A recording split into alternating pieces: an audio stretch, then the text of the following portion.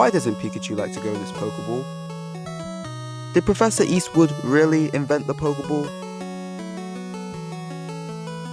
And how does Kurt make his Pokeballs, including the GS ball? And I know everyone's thought this at least once.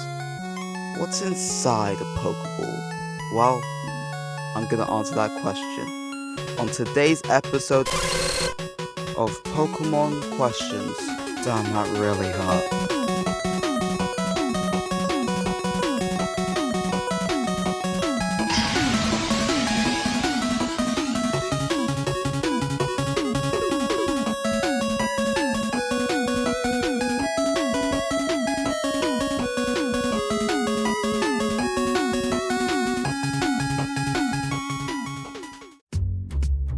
What's up everybody, Dragon J here. It's a new month, meaning it's a new Pokemon Questions video. I mean, really, the time of recording this, it's still November the 28th.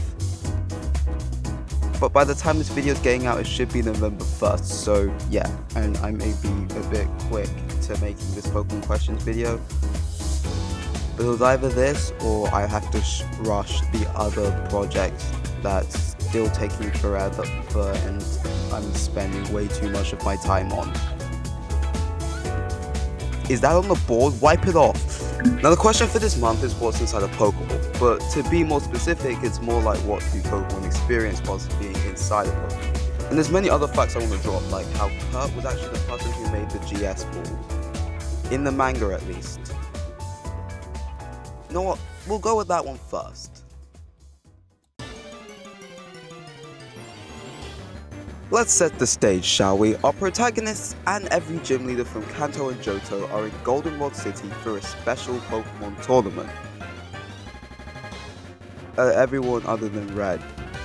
Red's on Mount Silver. Still, I think. Yeah, that's where he is. Because his hands got frozen or something like that. By Lorelei.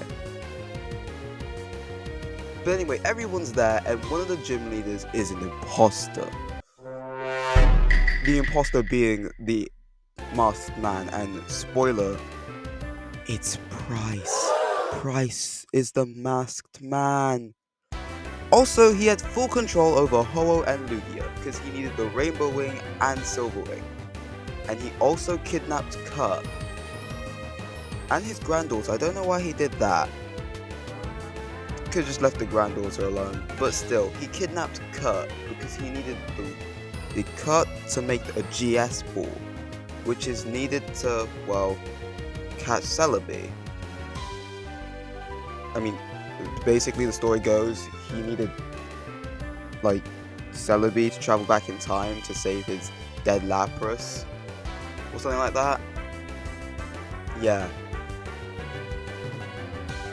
But yeah, basically you need the Rainbow Wing.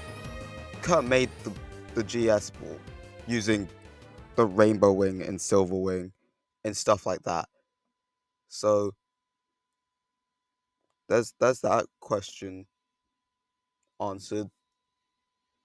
Alright, moving on. Professor Eastwood. Westwood? Which one? One's from Dorkly, one's from the Pokemon anime. He didn't invent the Pokeball, he's a fraud! It's pretty common knowledge that Pokeballs come from apricorns, which come from apricorn trees, and the type of Pokeball you get depends on the color of the apricorn itself. Like, for example, a white apricorn would make a fast ball, a grey apricorn would make a heavy ball, a green one would make a friend ball, and it would only work if it's in Heart Gold and Soul Silver because the original Gen 2 games had so much bugs. So on and so forth. But we see that also happen in Legends Arceus, which take place in Hisui, way before Hisui was called Sinnoh. And Professor Eastwood was born when? What? Oh. Okay, so it turns out the Professor Eastwood that I'm talking about, Eastwood, damn it, it's Westwood. The Professor Westwood I'm talking about is actually Professor Westwood the Fifth.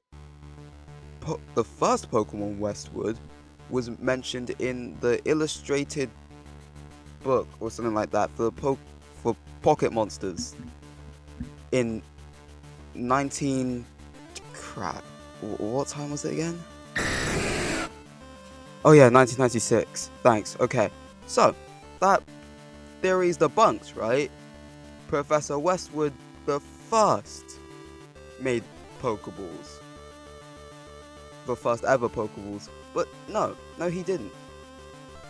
Because this book states that he developed them for the first time in 1925. But, well, Legends Arceus was set in the late 1800s. But Pokeballs were still being used then. So, Professor Westwood the First is also a fraud? Or is it literally just the facts that the book states that he created modern Pokeballs? The Pokeballs that we use today. Not the old ball or anything that came before that. Professor Westwood made the modern Pokeball. The apricorn balls you just get from Kurt is him just following a family tradition. Westwood made a way to make a cheap, strong, modernized Pokeball. Which is why you can buy it for the same price as a damn water bottle. What is wrong with the Pokemon economy?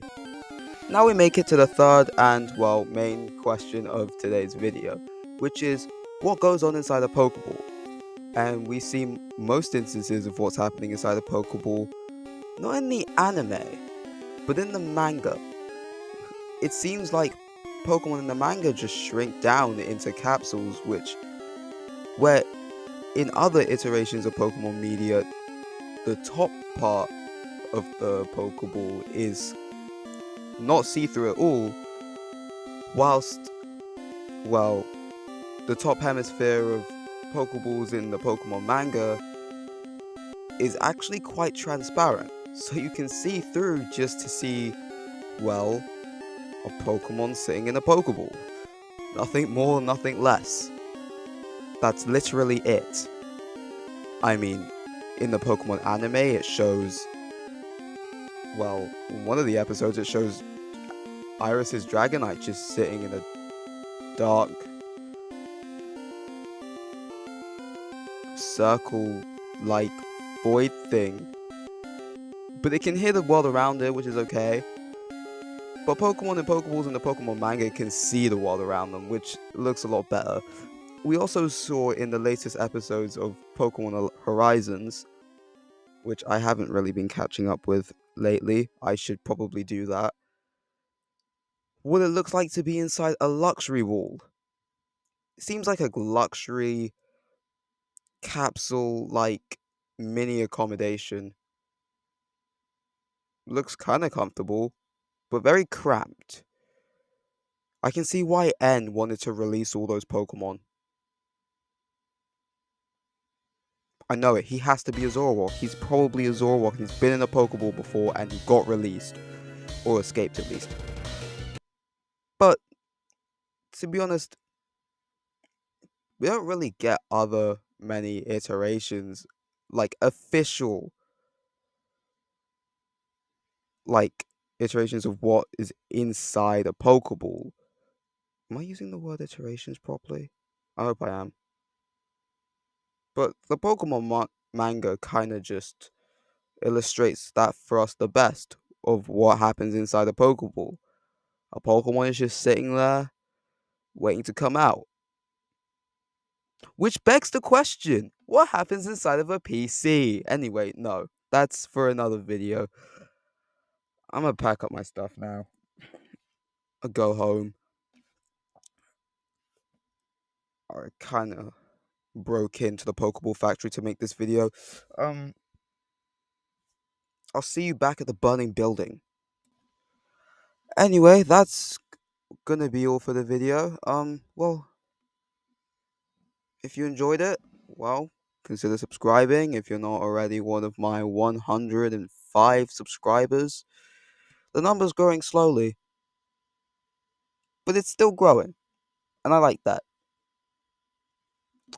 Remember, but to press the bell so you can be notified of when I drop my next video, which will be next Sunday. I drop a video every Sunday and a short every Wednesday, and I might do a stream every now and then. Who knows? The next Pokemon questions video will be, well, in 2025. So 2024 has been a cool year. It's my first full year doing YouTube. But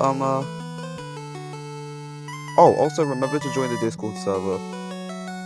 We're not handing out OG rankings anymore. We've already passed 100 subs. So until then, keep daydreaming. I'll see you in the next one. Bye for now.